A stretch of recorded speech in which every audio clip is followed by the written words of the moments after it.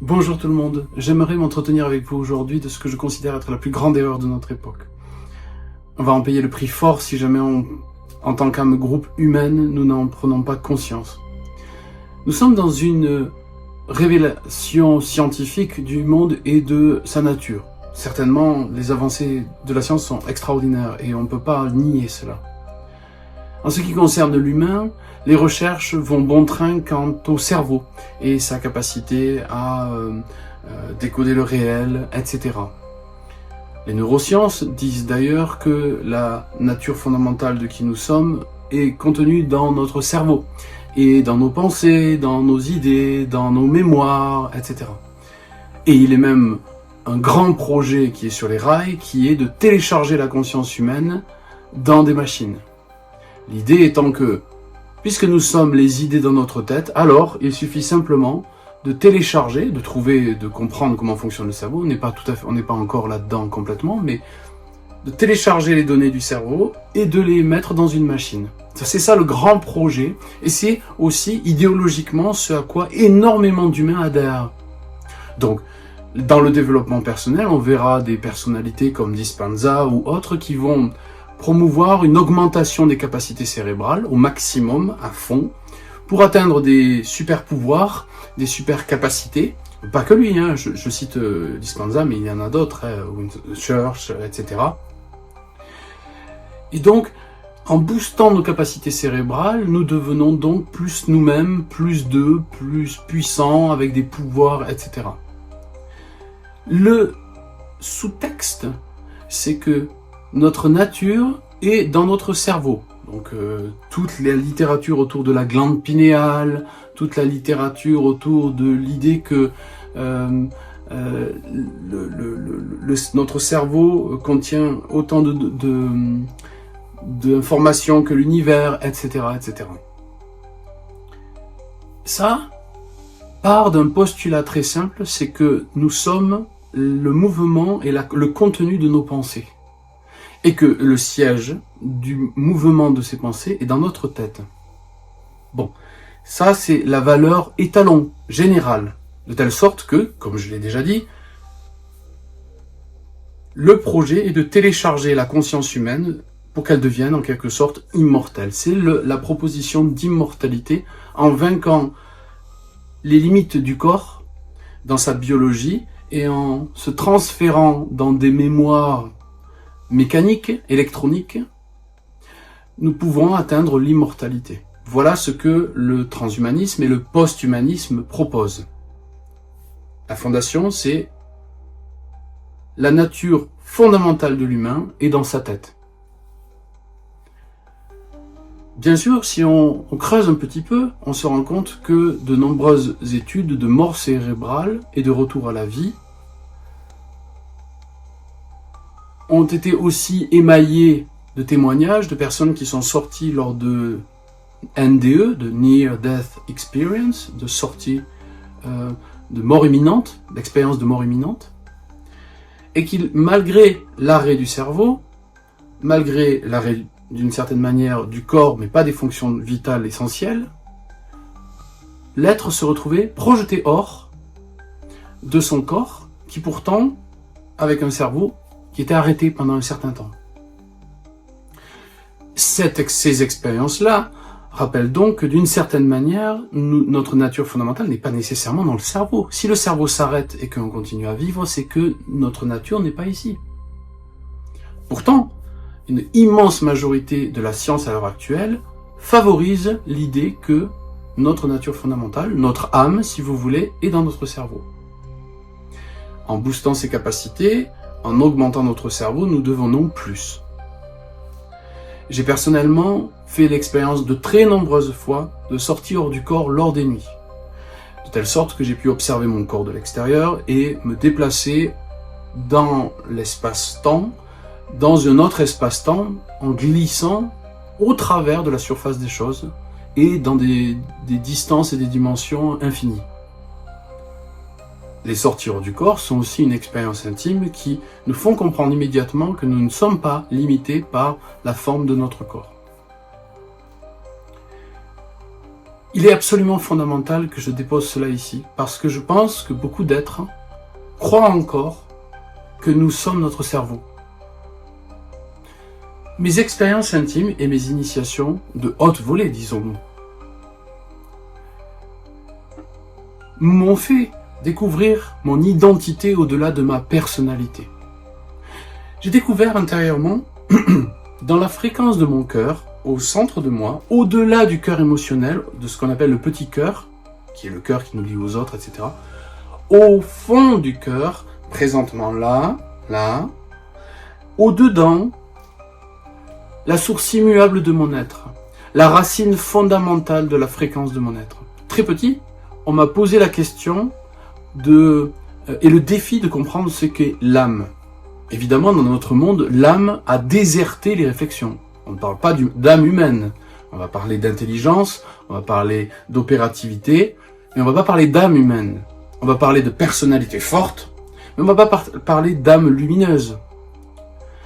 La question de l'âme est au centre de la problématique de notre époque. Elle est la grande déshéritée. C'est notre nature fondamentale, et on peut le voir donc, à l'extérieur de nous, la nature est en train d'être détruite. Tout simplement parce que l'humain ne prend pas conscience de sa propre âme, de sa nature intérieure. En reflet, par son pouvoir créateur, la nature extérieure est abîmée. On remplace la nature par un monde ultra numérisé, basé sur des écrans, et progressivement vers un transfert de la conscience telle qu'elle est perçue par le scientisme humaine, la conscience humaine dans l'informatique, dans des robots, au nom de l'immortalité, pour dépasser la mort que la nature nous a donnée et cette injustice qu'elle nous a donnée, comme disent les transhumanistes. Il y a dans ces idéologies scientistes de haut rang, qui est partagée par une immense majorité de la population, l'erreur fondamentale, qui est que le jour où nous téléchargerons nos pensées, c'est-à-dire qu'il y aura une copie carbone de notre cerveau dans un ordinateur, qu'il soit quantique ou autre, à cet instant-là, nous n'aurons téléchargé que la mémoire de notre passage terrestre, mais certainement pas l'essence de vie qui nous anime. Anima, l'animation de notre vie, le feu primordial qui est en nous. L'âme humaine ne peut être rencontrée à travers des théories. Elle ne peut être réouverte en nous-mêmes qu'au travers de l'initiation intérieure. À travers la méditation, à travers le rapport à la nature justement, ou à travers le dialogue avec un maître authentique, nous pouvons rencontrer notre nature fondamentale, l'âme vivante, vibrante. Problématique essentielle de notre époque, il y a un reniement du divin. Tout est rationalisé de telle sorte qu'on devient les maîtres de la vie, les maîtres de nos destins, les maîtres de la matière, les maîtres du monde. Cette erreur majeure est liée au fait que la majorité des humains sont dominés, contrôlés par leur ego, leur propre ego qu'ils ne peuvent pas voir parce qu'ils ne font pas le recul, le retrait au-dedans d'eux. Ils ne changent pas le regard omnubilé par l'extérieur vers leur intérieur. Ainsi donc, en tant qu'âme groupe, et en tant qu'âme groupe donc créatrice, nous bâtissons un monde construit sur des valeurs ultra-rationalistes, ultra-cartésiennes, au sens classique du terme, pas au sens exact, car Descartes lui-même recherchait la nature fondamentale de l'âme, en quelque sorte. Rationalistes, scientistes sont les mouvements principaux de notre modernité. Et donc, ce n'est pas la faute d'une entreprise, ce n'est pas la faute des technologies qui arrivent. En fait, c'est l'humanité entière qui produit cette réalité, ce sens de la réalité. Et, je vous le dis, avec beaucoup d'amour, mais aussi avec une certaine gravité, nous allons droit au mur en considérant notre humanité logée dans notre cerveau. Que notre cerveau soit un décrypteur, certainement. Grâce à cela, nous pouvons voir, malgré l'aspect physique de notre œil qui inverse l'image, vous connaissez le principe de l'optique, l'image est inversée, le cerveau recode, décode et fait en sorte qu'on voit dans le bon ordre les choses. C'est un décrypteur de réalité, décodeur de réalité, il capte des informations. C'est probablement le sens fondamental du cerveau. Il nous permet de développer le langage, donc dont l'IA singe cette mécanique en allant de plus en plus loin dans la capacité de traitement de données, par exemple. Mais ça, c'est simplement une sorte de mémorisation dans notre monde des choses. Notre cerveau est une sorte de banque mémoire, un traitement de données, un ordinateur, on pourrait dire. Mais notre nature fondamentale, celle qui en coulisses pilote, c'est notre âme, est logée dans notre cœur. Que se passe-t-il dans l'idée que nous téléchargions ce qu'il y a dans notre cerveau dans des machines immortelles? Nous nous coupons de notre corps. Et pourtant, la nature est parfaitement faite. Notre corps est le point d'accès par la sensation, par la vibration, par l'être, à la nature essentielle, au divin qui, métaphysiquement, mais aussi au plus profond de nous, donc on pourrait dire immanent à notre nature, gouverne le monde. Bien sûr, pour un ultra-rationaliste, c'est inconcevable, l'athéisme étant une des voies majeures de notre monde. Bien qu'il y ait beaucoup de croyants en des religions, la majorité n'ont pas une relation au divin. Ils ne développent pas ce pont, qu'on pourrait dire l'âme, de relation au divin. Ainsi donc, notre monde va droit dans le mur. Car la totalité de la construction et de la pensée humaine considère que nous sommes que du mouvement de pensée, que nous sommes que un traitement de données, donc des ordinateurs biologiques. Mais nous sommes infiniment plus que ça. Au fond de nous, une nature fondamentale, comme le dit François Cheng avec justesse dans De l'âme. Notre âme, non pas la personnalité, les attributs, les noms de famille, le prénom, les diplômes, les réussites, les échecs, tout ça, tout cette espèce de database, base de données. Mais l'identité, la fondation de notre être, qui elle nous parle à travers l'intuition, les rêves prémonitoires, les visions, la lucidité par moments, qui nous impulse des choix justes avant que nous commencions à traiter avec notre ego les données de l'expérience, etc. Si l'humanité ne fait pas le travail d'aller au-dedans, sincèrement, authentiquement, c'est un long travail, c'est difficile, de se connaître soi, pas se connaître en tant que base de données, pas se connaître en tant que empuissancement mental, se connaître en tant qu'être, au-delà du mental, au-delà du mouvement de la pensée.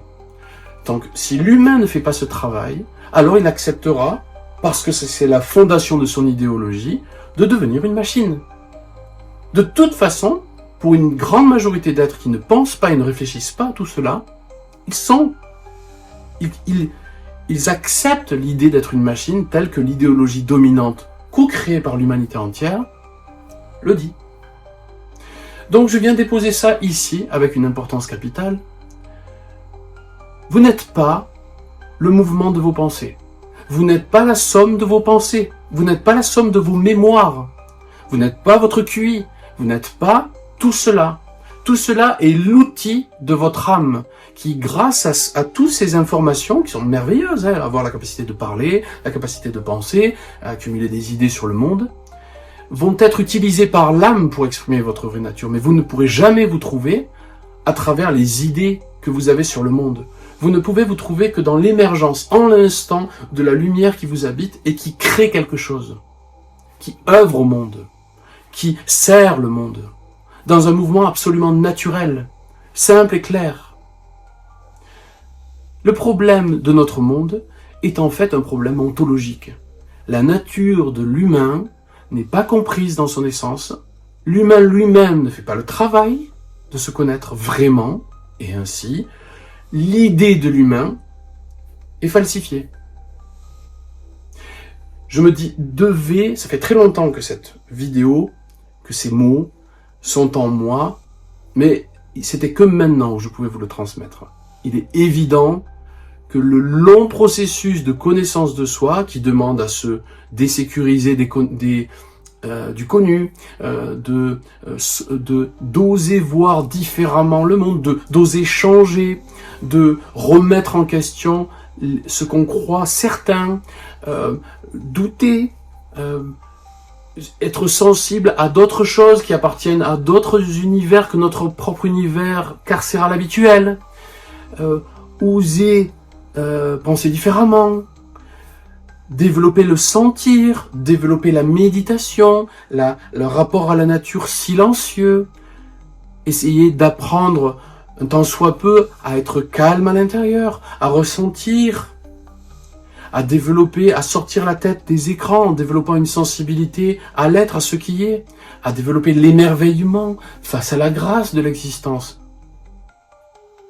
Ne pas se satisfaire d'une connaissance sur la vie, mais plutôt la remettre en question pour oser voir plus large, oser penser quelque chose de plus vaste que notre petit monde, qui dépasse nos contingences. Un long travail qui est l'alchimie de transformation qui nous mène de notre idée personnalisée du monde à la rencontre à l'être qui est le monde, à la conscience qui est sous-jacente à tout ceci et qui s'exprime à travers tout ceci. Et l'humain étant habité du libre arbitre, il est de notre responsabilité de nous révéler à nous-mêmes, de mettre en essence notre âme au monde. C'est comme ça que ça se passe. Et personne ne peut le faire vraiment pour nous. Évidemment, certaines personnes pourront, grâce à la qualité de leur présence, nous rappeler la nôtre. C'est des miroirs, ce sont ce qu'on appelle les maîtres, et c'est le but. Mais, de toute façon, nous aurons à faire cette rencontre intime dans notre solitude, dans notre rapport intime, dans nos désécurisations et dans notre dissolution dans l'être, notre kénosis, kénose, comme disaient les Grecs, cette dissolution de l'ego dans la nature de l'être, dans la nature divine. Voilà pour ce que je pouvais vous proposer aujourd'hui comme réflexion. J'espère que cela vous inspire.